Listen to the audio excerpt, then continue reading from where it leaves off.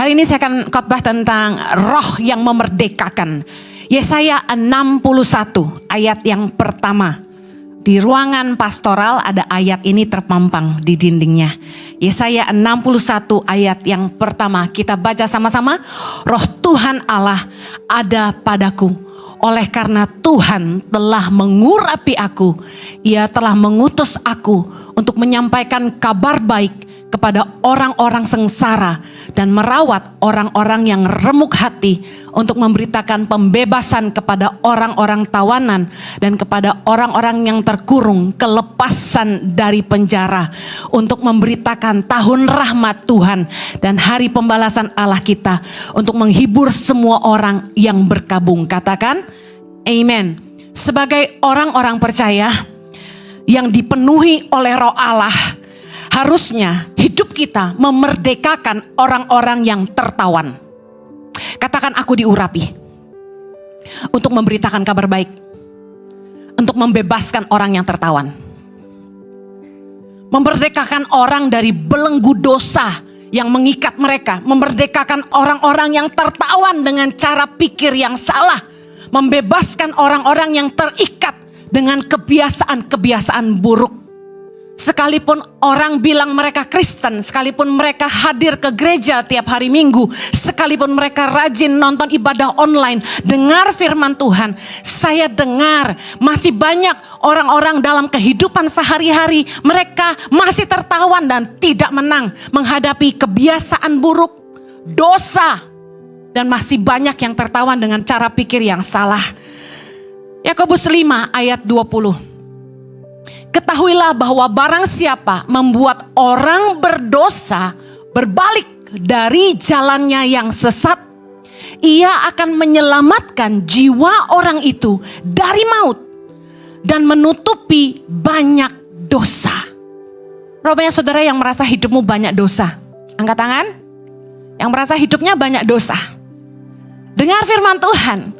Barang siapa membuat orang berdosa berbalik dari jalannya yang sesat, ia akan menyelamatkan jiwa orang itu dan, dengar, menutupi banyak dosa. Orang yang ngerasa hidupnya banyak dosa, ayo rajin-rajin memenangkan jiwa. Amen?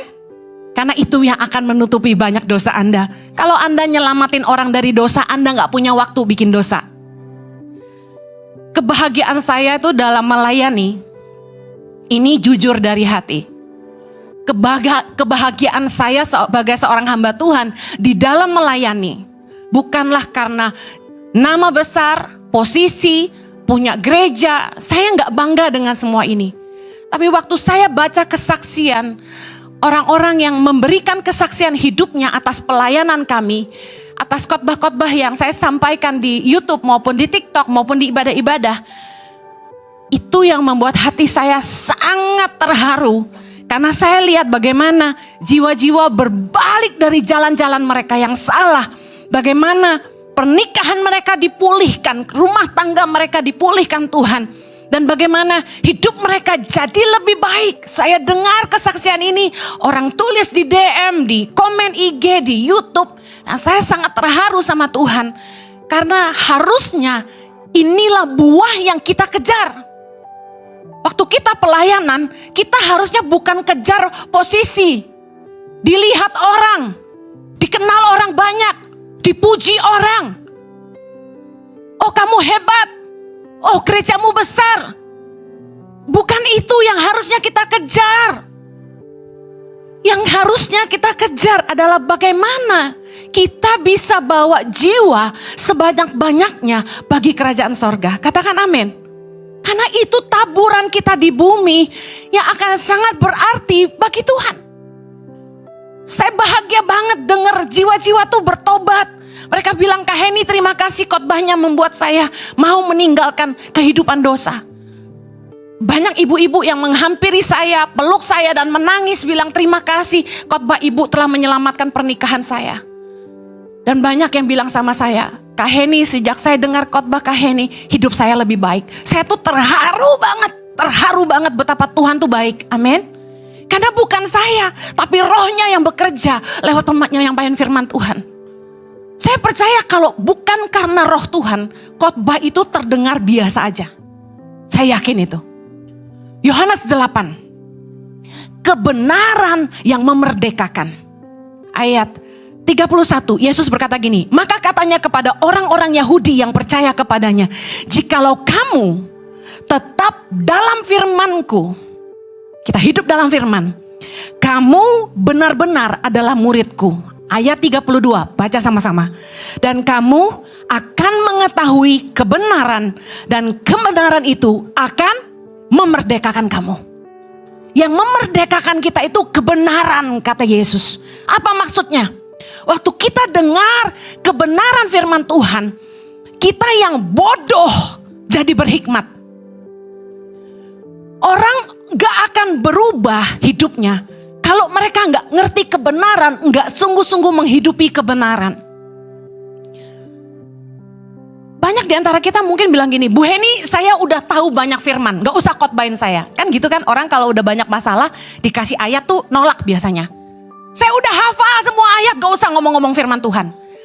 Saya mau tanya gini, saya hargai Anda tahu banyak firman, tapi seberapa banyak firman Tuhan yang benar-benar kita hidupi? Karena itu yang jauh lebih penting. Yesus mengecam para Farisi. Kenapa? Karena mereka orang fasik dikatakan. Orang-orang yang mengerti kebenaran tapi tidak melakukan. Munafik. Kebenaran itu harusnya bikin kita yang bodoh ini jadi berhikmat. Kalau tadinya kita nggak ngerti, lalu kita dibuat mengerti, harusnya kita bersyukur. Bayangkan gini, orang-orang yang buta huruf. Kemudian datanglah orang-orang dari luar negeri. Masuk ke daerah mereka. Karena mereka nggak ngerti baca tulis. Mereka disuruh tanda tangan surat hibah. Untuk menyerahkan tanah itu untuk dikelola oleh pihak asing.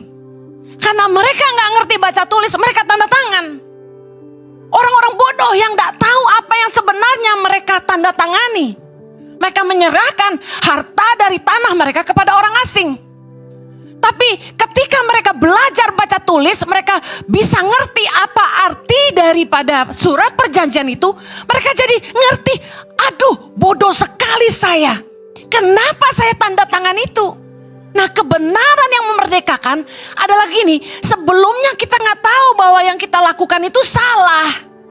Kita hidup dalam dosa dan kesia-siaan. Kita dagang dengan cara yang kita pikir wajar, semua pedagang curang. Kita melakukan hal-hal yang terhadap sesama itu merugikan, kita pikir wajar lah. Tapi karena firman Tuhan, kita dimerdekakan. Kita jadi ngerti apa yang benar. Masalahnya pertanyaan gini, kenapa orang yang ngerti kebenaran hidupnya gak merdeka? Saya sedih banget. Waktu orang-orang yang harusnya sudah jadi pemimpin di sebuah gereja, kerohaniannya sebenarnya tidak diragukan. Dia tahu firman Tuhan, dia melayani puluhan tahun. Tapi istrinya masih bisa cerita sama saya bagaimana suaminya masih hidup dalam dosa. Kebenaran itu harusnya memerdekakan, kata Yesus. Tapi kita berpikir, kenapa orang gak berubah meskipun tahu firman Tuhan, benar kan? Roma 12 ayat 2. Janganlah kamu menjadi serupa dengan dunia ini, tetapi berubahlah oleh pembaharuan budimu, sehingga kamu dapat membedakan manakah kehendak Allah, apa yang baik dan yang berkenan kepada Allah dan yang sempurna. Kunci dari perubahan hidup kita adalah pembaharuan akal budi. Mari pegang jidatnya masing-masing. Pembaharuan akal budi. Kalau cara berpikir kita berubah, hidup kita pasti berubah. Katakan amin. Orang itu akan menjadi seperti yang dia pikirkan. Amsal 23 ayat 7a berkata, for as a man think in his heart, so is he. Dia akan jadi seperti yang dia pikirkan. Kalau hidup Anda tidak berubah, Anda masih hidup dalam dosa, jatuh bangun, punya kebiasaan buruk, ngutang-ngutang terus, terikat dengan drug. Bagaimana Anda mau bilang saya merdeka? Anda masih tertawan, terikat dengan yang namanya hawa nafsu. Gak bisa bedain ranjang sendiri sama ranjang tetangga.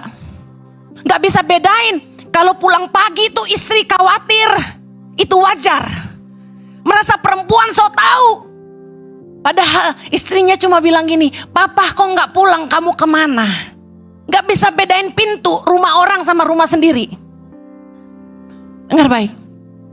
Firman Tuhan berkata gini, pembaharuan akal budi. Satu kali saya ngomong sama seorang anak muda. Saya bilang gini, hari ini kamu umur berapa? Saat itu dia umur 20. Saya ajak dia bicara. Pikirkan apa yang kamu mau bangun dalam 5 tahun. Kamu hari ini umur 20, umur 25, kamu mau ada di mana? Kamu tetap mau di rumah, jadi anak mama? Atau kamu mau jadi laki-laki yang punya usaha sendiri? Kalau kamu tahu kemana kamu mau pergi, 5 tahun ke depan kamu mau bangun apa? Mulai pikirin hari ini apa yang kamu harus lakukan untuk menuju ke sana. Karena percayalah 5 tahun itu sebentar. Yang umurnya makin tua katakan amin. Dulu waktu umur masih 20 rasanya waktu panjang ya. Begitu udah masuk 40 tuh berasa gini, kenapa ulang tahun cepet banget? Makanya firman Tuhan katakan dalam Mazmur 90:12, ajarlah kami menghitung hari-hari kami sedemikian supaya kami beroleh hati yang bijaksana. Anak muda kalau dinasehatin, masa depanmu masih panjang. YOLO, you only live once, that's it. Dia ngaco sama hidupnya. Tapi firman Tuhan berkata, ajari kami menghitung hari-hari kami sedemikian supaya kami beroleh hati yang bijaksana. Orang jadi mikir, coba papa mama yang punya duit berani bilang sama anaknya, waktu kamu umur 25, kamu udah harus keluar dari rumah. Kamu harus bisa berdiri di atas kaki kamu sendiri. Mama papa gak bakal kasih duit lagi. Mikir dia. Kalau Anda kasihan, kalian, anakmu akan jadi manja. Gak bangun apa-apa dan sia-siakan masa mudanya. Saya pernah muda, saya tahu itu. Dengar baik. Kemarahan kita sama mereka tidak akan memerdekakan mereka. Waktu anak-anak kita dan karyawan kita bikin salah, bukankah kemarahan kita tidak memerdekakan mereka, tidak membuat mereka berubah? Kalau kemarahan, hukuman bisa membuat orang berubah, penjara sepi. Kenyataannya saya melayani di penjara, anak-anak itu bolak-balik masuk penjara. Umur 14 sudah pernah masuk. Umur 15 masuk lagi. Umur 16 masuk lagi. Saya tarik satu kesimpulan. Hukuman tidak bisa membuat orang berubah kalau tidak ada yang membimbing mereka. Makanya pelayanan penjara sangat penting. Mereka harus dengar kebenaran di dalam penjara itu. Karena itu yang memerdekakan mereka. Saya bilang gini sama anak-anak muda di penjara. Kamu tidak bisa mengubah di mana kamu berdiri hari ini. Tapi kamu bisa menentukan kemana kamu mau pergi. Putuskan hari ini. Ibu Heni tidak mau lihat kamu ada di penjara ini tahun depan. Yang sudah bebas, jangan masuk lagi.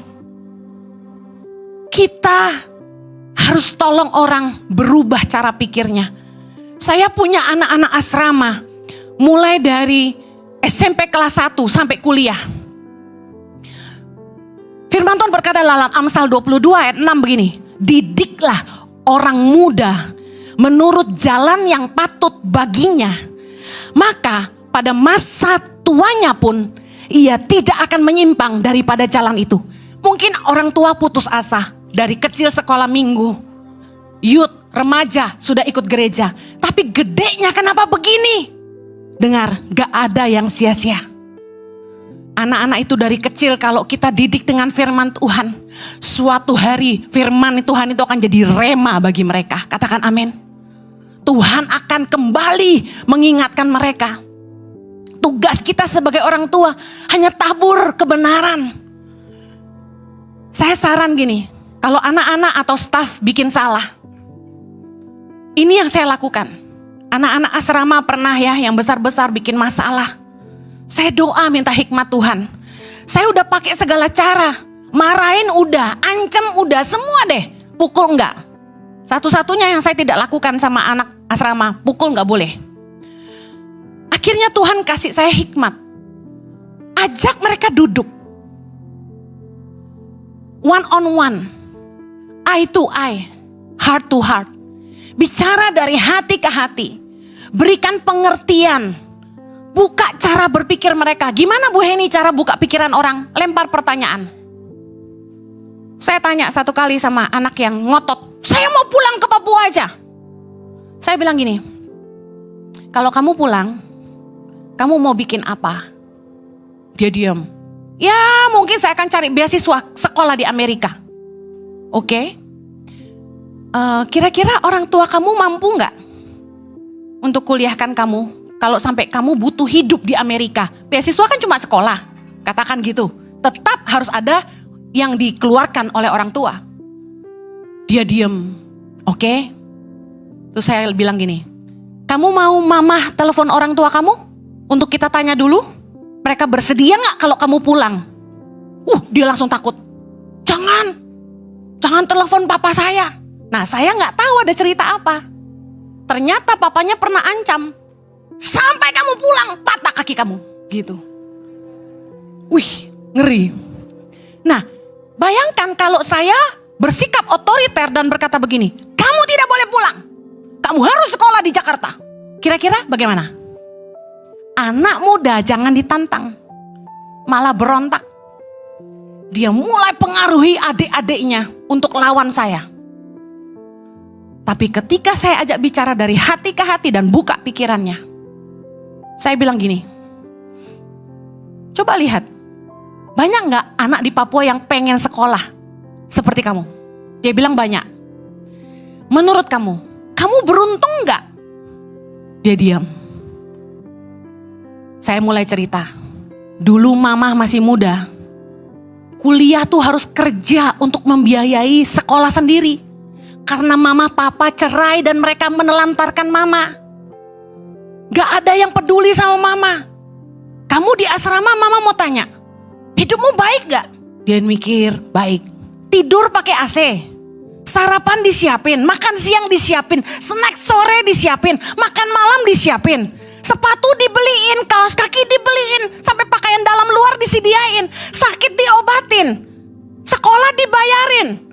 Mau apapun dikasih, ya. Dibimbing lagi di asrama, pagi saat teduh, malam doa, ada yang khotbahin. Apa yang salah sama Tangan Pengharapan? Saya tanya, kenapa kamu mau keluar? Jadi kalau kita marahin, kamu gak boleh keluar, kamu gak boleh gini, gak ada gunanya. Yang paling penting buka pemikiran mereka. Kalau karyawan Anda membebani Anda, kasih mereka pilihan. Kamu mau berubah atau kamu mau keluar aja? Banyak orang dunia ngajarin gini, staff itu kalau jadi liability, beban bagi perusahaan, tendang aja. Tapi kita kan anak Tuhan. Kasih kesempatan orang berubah. Yang saya pernah khotbahkan, saya sayangkan kebanyakan orang itu tidak berubah sampai uang yang memimpin hidup mereka.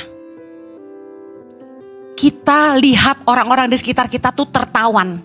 Kebiasaan buruk gak bisa berubah. Saya nasehatin orang-orang, jangan ngerokok. Nanti kamu kena kanker paru-paru, umurmu pendek. Nanti kena serangan jantung. Mau berubah? Enggak. Sampai mulut berbusa, percuma. Istri-istri yang suaminya ngerokok katakan,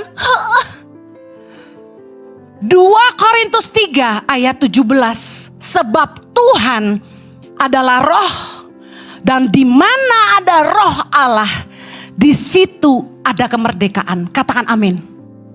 Kita tuh perlu minta kuasa roh Allah, nggak bisa pakai kekuatan kita. Kita ngomongin orang sampai berbusa, percuma, nggak akan berubah. Jangan ngandalin hikmat dan kekuatan sendiri.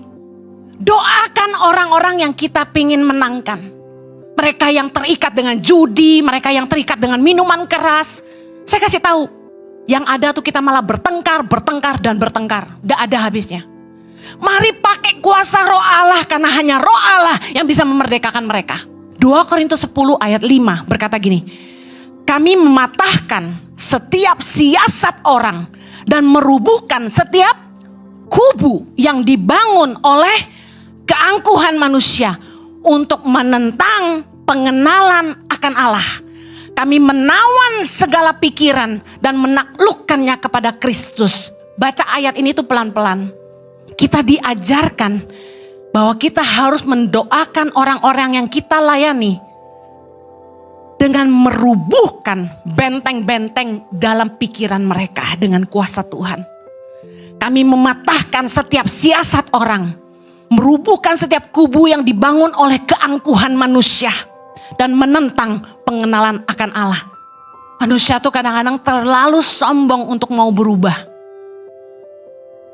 Mari doa buat mereka, karena kita gak bisa membebaskan orang tanpa campur tangan Tuhan. Katakan amin.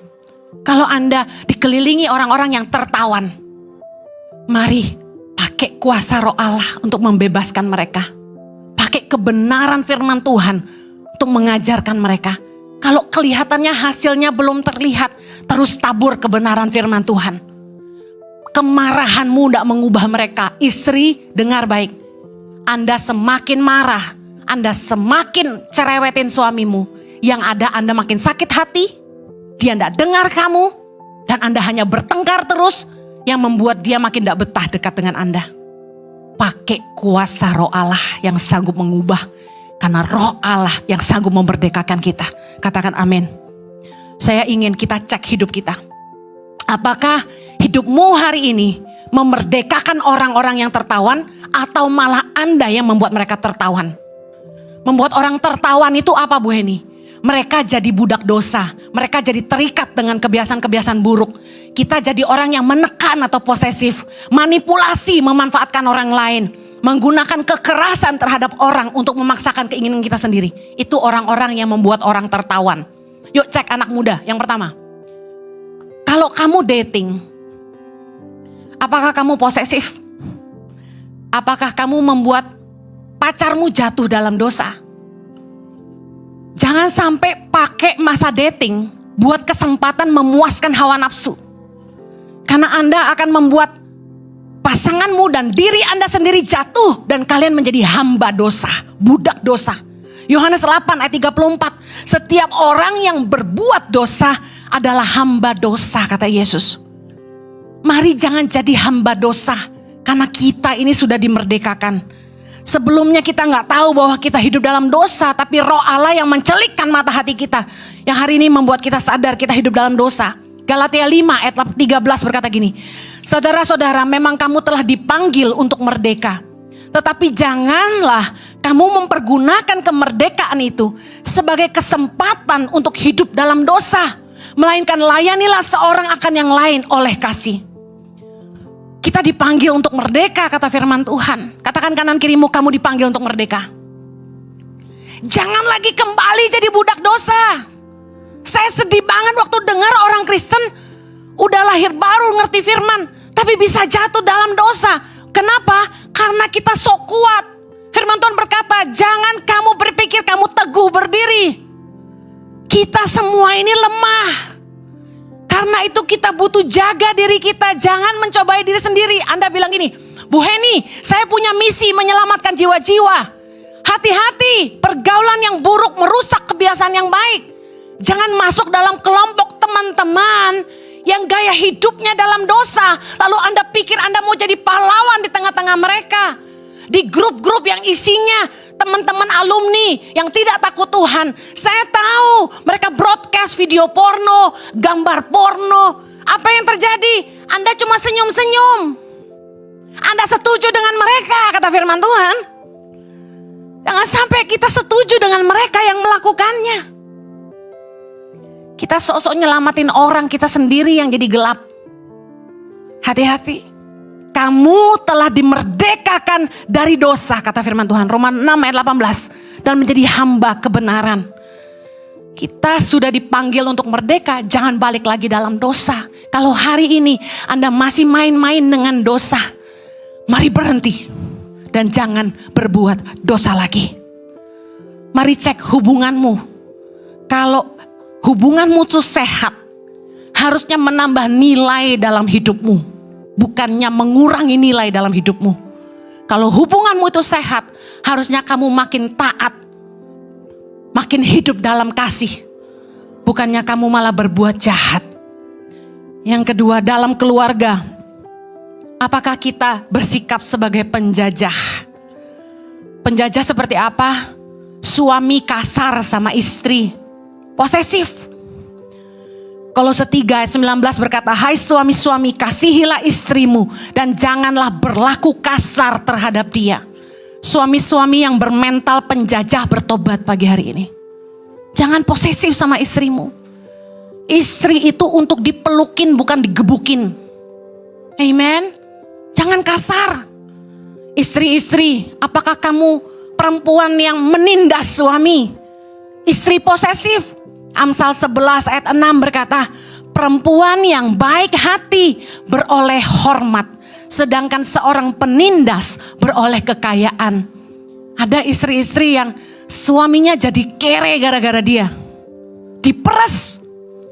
Kalau saya sama suami saya, karena suami saya pernah khotbah gini, saya itu dari dulu kerja, uang setor istri katanya. Kadang-kadang di dompet tuh gak ada duit. Anda gak tahu aja, memang mungkin duitnya gak banyak, 500 ribu 1 juta, kartu kredit yang banyak. Jadi apa yang terjadi? Saya harus bayarin kartu kreditnya kan? Jadi gak aman itu saudara. Ya, saya mau kasih tahu, ada beberapa istri yang istrinya ambil uangnya, suaminya cuma dikasih duit sedikit, kartu kredit gak punya. Saya pernah dengar suami cerita, Bu Heni, saya kere, kasihan. Makan pun ngirit. Saya tanya, kok bisa gitu? Dapat jatah dari istri saya nih, istri suami uang jajan katanya gitu. Saya bingung kan, Anda punya kartu kredit mestinya sama kayak suami saya kan?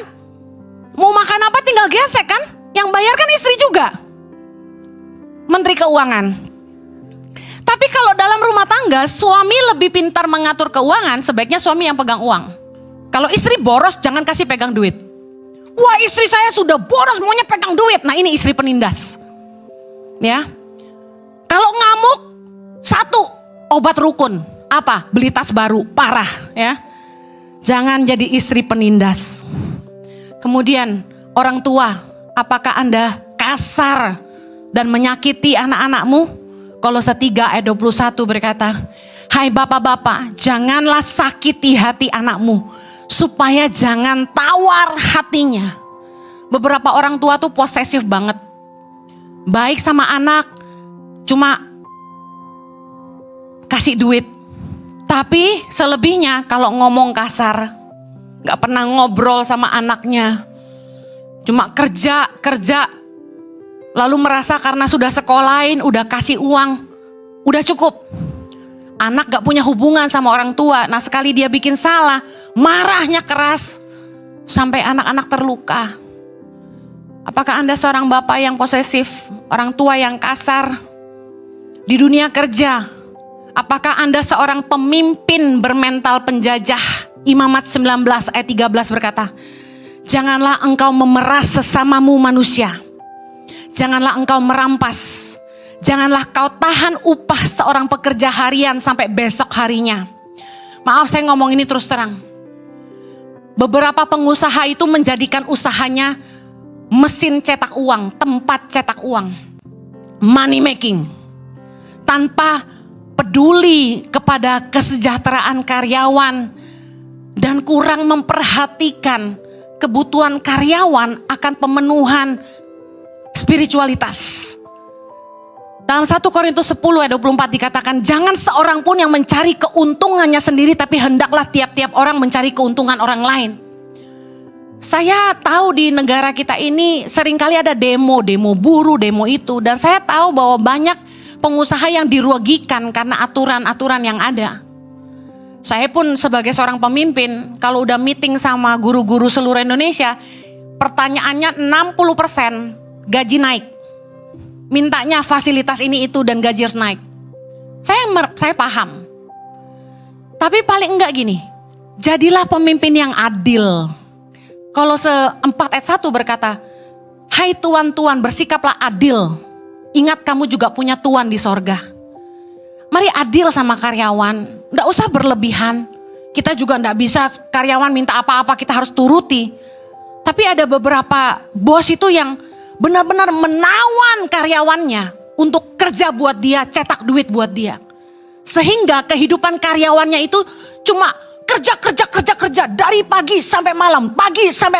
Jadi workaholic. Akibatnya apa? Mereka kurang waktu sama keluarganya. Kalau ditanya sama istrinya, kenapa kamu belum pulang? Ada bos saya suruh saya kejar target ini, kejar target itu. Bukannya pegawai gak boleh dikasih target. Tapi coba saya ingin bukakan pemikiran para bos.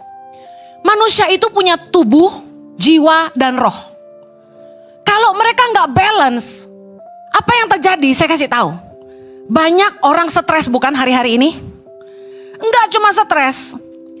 Terjadi kejenuhan dalam pekerjaan. Mereka hilang motivasi kerja. Produktivitas karyawan jadi turun. Akhirnya berdampak buruk kepada performa perusahaan. Kenapa? Karena pemimpin cuma push hasil. Target, nggak memperhatikan apakah rumah tangga karyawannya baik. Rumah tangga yang sehat adalah pencari nafkah harus bisa istirahat. Punya waktu dengan keluarganya. Sehingga dia nggak stres. Karena banyak istri yang bertengkar dengan suaminya gara-gara suaminya kerja, meeting, dan nggak ingat pulang. Ada laki-laki kurang ajar yang dengan alasan meeting padahal dia mijit yang penting-penting. Ada. Tapi sebagai pemimpin, saya selalu kasih tahu para full timer di ICI maupun staff di Tangan Pengharapan, ini udah jam berapa pulang? Saya kasih tahu mereka gini, kalau kamu konsentrasi dalam bekerja, kalau kamu menggunakan setiap jam kerja itu dengan baik, efektif, kamu beri kinergi kerja yang baik, kamu gak perlu lembur. Bahkan pekerjaan yang harus bisa diselesaikan, misalnya jam kerja 8 jam, kamu bisa selesai dalam waktu 6 jam. Sehingga 2 jam sisa bisa kamu pakai buat baca buku, eksplorasi, nonton YouTube.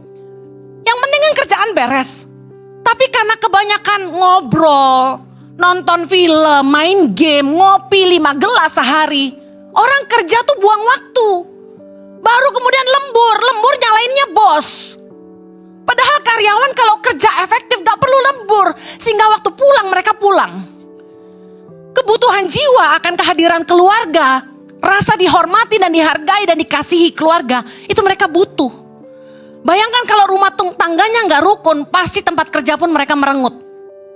Yang terakhir, pernahkah Anda ajak karyawanmu untuk beribadah seminggu sekali? Bikin persekutuan doa di kantor. Sekarang kan di Jakarta tiap Jumat siang jam 12 tuh yang Muslim ke masjid, ya, yang Kristen, Katolik ada ibadah. Nah itu bagus, karena manusia itu tubuh, jiwa, dan roh. Kalau Anda tidak membawa spiritualitas ke dunia kerja, Anda membuat karyawanmu meninggalkan sisi rohnya di rumah. Dia nggak utuh. Anda boleh Google, efektivitas membawa dunia spiritualitas ke dunia kerja sangatlah efektif. Karena anak-anak kita di kantor, staf-staf itu, jadi ingat Tuhan.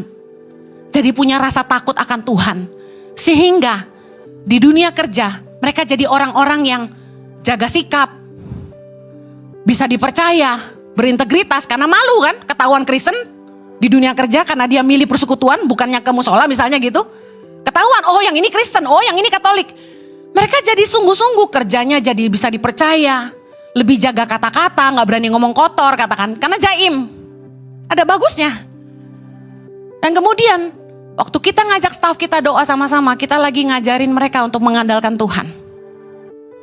Mari libatkan Tuhan di dunia kerjamu, amen. Apakah hidupmu hari ini memerdekakan orang atau membuat orang tertawan? Jangan sampai kita bikin orang jatuh dalam dosa, terikat dengan kebiasaan yang salah, dan membuat mereka tertawan dengan pikiran-pikiran yang salah. Mari orang Kristen jangan overthinking. Jangan too much worry. Tapi berserah diri. Amen. Kita doa yuk. Tuhan, kami bersyukur buat firman-Mu pagi hari ini. Kami percaya roh-Mu di dalam kami memerdekakan kami. Kami percaya kebenaran itu memerdekakan kami. Kami yang bodoh, kami jadi ngerti apa yang kami harus lakukan dengan hidup ini. Kami yang masih hidup dalam dosa, hamba-Mu berdoa, berikan kekuatan, berikan hikmat, mampukan kami oleh kuasa roh-Mu. menghidupi kebenaran dan berhenti berbuat dosa. Keluar dari kebiasaan-kebiasaan kami yang salah Tuhan. Mampukan kami dan sucikan hidup kami. Di dalam nama Yesus kami berdoa. Amen. Tuhan berkati. Have a blessed Sunday.